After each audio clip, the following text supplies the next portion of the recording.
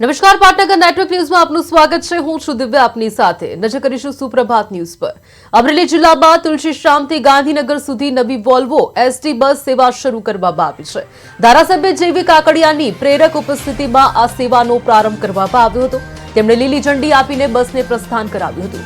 આ નવી બસ સેવાના કારણે ધારી, અમરેલી સહિતના ગ્રામ્ય વિસ્તારના લોકોને ગાંધીનગર જવા માટે સરળતા મળશે।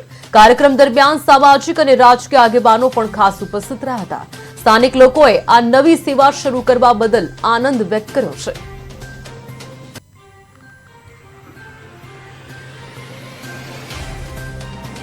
મારા મત વિસ્તારમાં એટલે જેવી કાકડિયા, ધારાસભ્ય ધારી બગસરા ખાંભા, એટલે મારા મત વિસ્તારમાં એક તુલસીશ્યામ યાત્રાધામ આવે છે।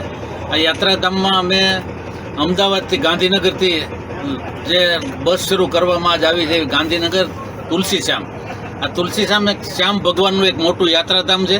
આ યાત્રાધામથી આજે સાંજે 6 વાગે ઉપડશે અને સવારે 6 વાગે ત્યાં ગાંધીનગર મુકામે પહોંચશે અને કાલે ત્યાં 9 વાગે ઉપડશે, અહીંયા સવારમાં પહોંચશે। આવી 2 બસો અહીંથી જે તુલસીશ્યામ યાત્રાધામથી શરૂ થઈ છે અને ગાંધીનગર મુકામે જવાની છે, એનું આજે જે ઉદ્ઘાટન એટલે કે લોકાર્પણ આજે આ બસોનું કરાવેલું છે અને બસોને લીલી ઝંડી આપી અને આજે શરૂ કરી છે।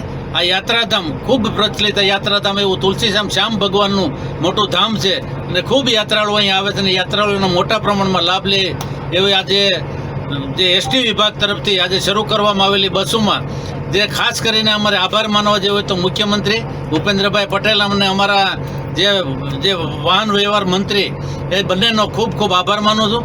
અને યાત્રાધામ જે અમારી બસ ચાલુ કરે છે, યાત્રાધામના ટ્રસ્ટીઓ તરફથી પણ ખૂબ આભાર માનીએ છીએ।